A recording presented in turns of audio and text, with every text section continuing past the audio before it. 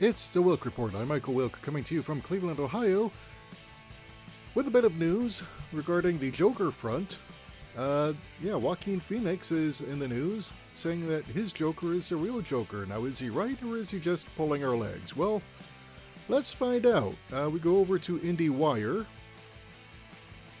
Joaquin Phoenix says his Joker is the real Joker. Fan theories be damned. Another Joker fan theory debunked. This is by Zach Sharf, posted November 13th. So, another popular Joker fan theory has been solved, kind of. In a new interview with the Los Angeles Times, Joaquin Phoenix shares his belief that his version of the Joker is the real Joker, who ends up becoming the infamous Batman villain. Many fans have questioned whether or not Phoenix's Arthur Fleck is the Joker as seen in decades of Batman mythology. Joker director Todd Phillips stoked the fan theory earlier this year by telling the Times maybe Joaquin's character inspired the Joker, you don't really know. Joker fans took Phillips' comments and searched for clues in the film to figure out whether or not Arthur Fleck actually becomes a Batman villain. Some follow-up theories claim the real Joker was part of the violent riot that broke out in Gotham after Arthur shot Robert De Niro's Murray Franklin dead on national television. Other theories allege the real Joker arrives years later as a copycat admirer of Arthur. These theories, are not true as far as Phoenix is concerned, but that doesn't mean they aren't valuable. The Times reports, for the record, Phoenix says, he does personally believe that Fleck is the actual Joker, but I don't know, he adds with a wry smile, it's just my opinion. For Phoenix, watching Joker fans dive into the story's ambiguities has been one of the best parts about the movie's overwhelming reception around the world. It's been super interesting how people react to the movie and what they see, and to me, all of those answers are valid, he said. Normally you have to answer those questions, but this really is participatory and interactive. It's up to the audience. Phoenix continued, that's so rare, especially with a big studio movie, and I don't want to ruin that by saying, no, this is what it is. To me, there are so many different ways to view this character and his experience that I don't think you can come up with a particular meaning. Joker is nearing the $1 billion mark at the worldwide box office and has already become both the highest-grossing R-rated release in box office history and the most profitable comic book film ever made. Phoenix says he didn't expect the movie to be this successful with audiences. So yeah, this is, you can take this however you want.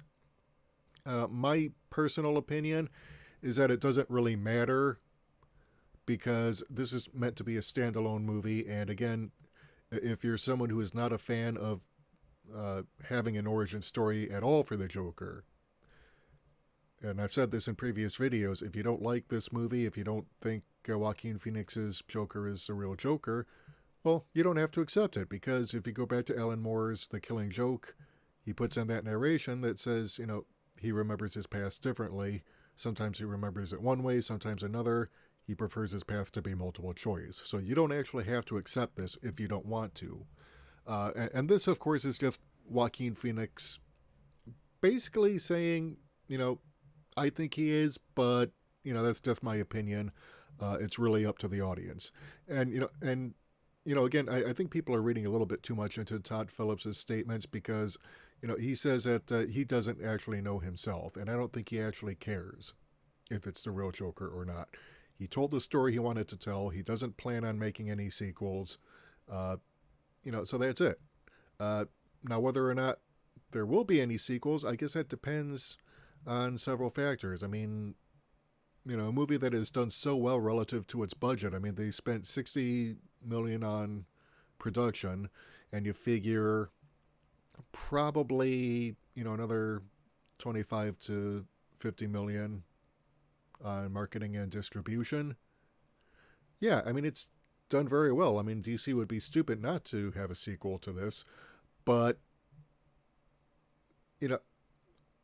considering that Jar Jar Abrams is coming on board Warner Media and how shallow and one-dimensional he is with his little magic box con job, I don't know. Warner Brothers does seem to be incapable of learning the right lessons, but we'll see. So what do you think? Let me know in the comments below. I want to hear from you.